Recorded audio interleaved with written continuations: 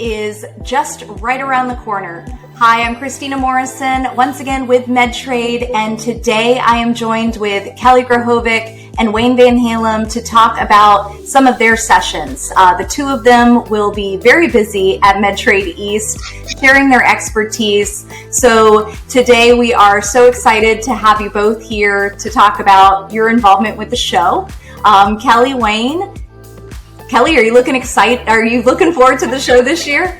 Getting excited? I am very much. This is our last show in Atlanta, so that's very exciting. And I know with COVID over the past few years, we've had to sort of streamline some of our meetings and do a lot more virtual. So I'm really excited this year to see everyone finish the year out with a bang and celebrate again our last Atlanta Medtrade.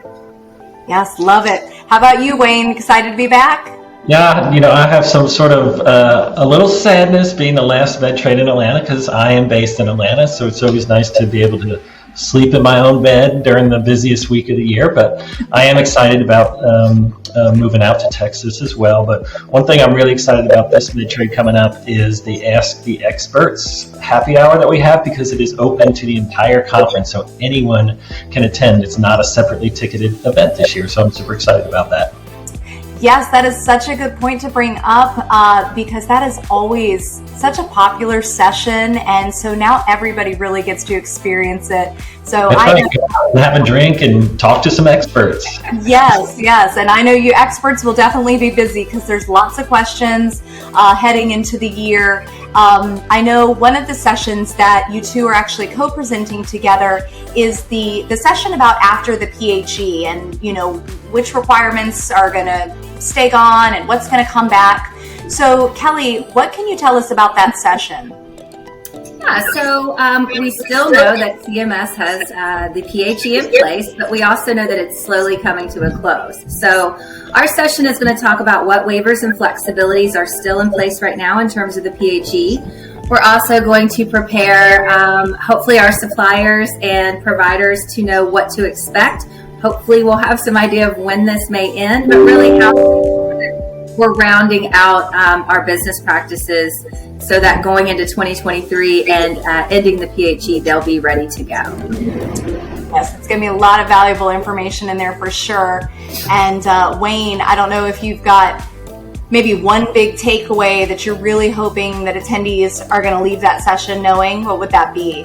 Yeah, that's a good one. I think, the PHE is coming to an end for sure, and there's going to be some sort of transition back to what would be considered normal, I guess. And everyone's sort of on edge about what CMS is going to do, and are they going to be transparent with the audit situation and things along those lines. So, I think trying to get a handle on what potentially could happen, which we'll touch on during the presentation, is probably going to be a key takeaway in this, so that suppliers are prepared.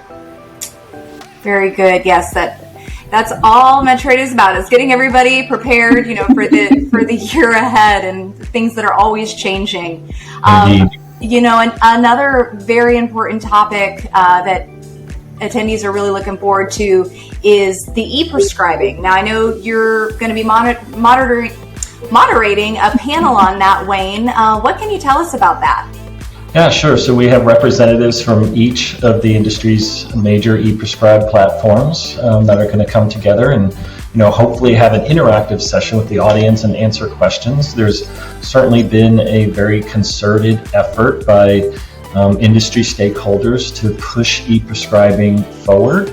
I think for suppliers, it's a good thing. It's going to make life easier for them. And I think we really want to see this push through, because in the end, I think it's going to be great for our industry. So it'll be a good session for people to come and learn more, but also get some questions that they may have answered. So I'm looking forward to that. Yeah, that is going to be a good one, and I know a lot of people are interested in it. Really planning ahead, Medtrade East specifically here kind of in the fall, although it is our last time that we're going to be in the fall. Many providers are using this as a celebration of the end of the year. Maybe they're picking up some new tools and products and education to finish the year strong. But providers are really looking into what's ahead for 2023. And Wayne, there are a lot of challenges in the industry. You already have touched on some of them, but what would you say you think that are the biggest challenges for the year ahead in 2023? Well, obviously reimbursement issues continue with the low reimbursement, but there is some light at the end of the tunnel with some of the rate hikes that we're going to see. So that's good, and there's some legislation being pushed through that's good. But I think obviously a challenge is going to be that transition back to normalcy and what CMS does as far as oversight of the claims submitted during the pandemic. So we've seen some auditors out there auditing claims for respiratory equipment with CR modifiers and denying them. And that's a little concerning. So I think that's going to be a challenge as CMS figures out what to do as far as looking at those claims that were submitted during the pandemic, and also how do we transition those patients who received equipment during the pandemic who may not have qualified under normal circumstances, but due to the waivers they did, and what is that transition going to look like for those patients? So I do think that's probably on top of mind for everyone, will be a big challenge, but we're hopeful and have been very communicative with CMS that they will be transparent, they will be communicative during that period, and we'll just see how that goes. But I think that's going to be a challenge, but we're up for it for sure. Yes.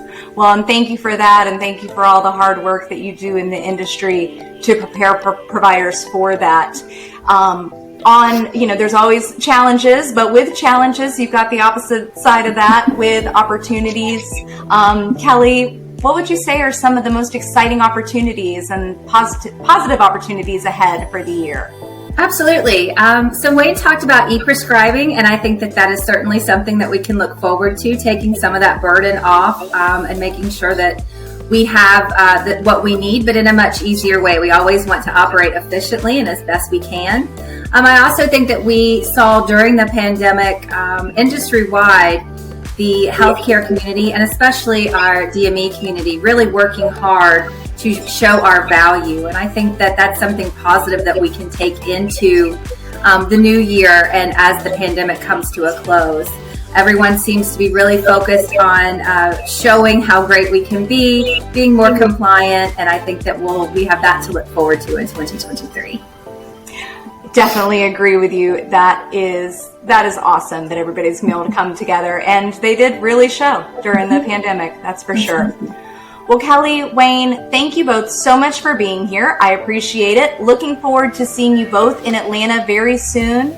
And for those of you who are watching, if you haven't got your Medtrade tickets yet, you still can do so. Register for the conference or the expo and check out some of those add-on workshops as well. You just visit medtrade.com for availability. And once again, thanks for watching. I'm Christina Morrison.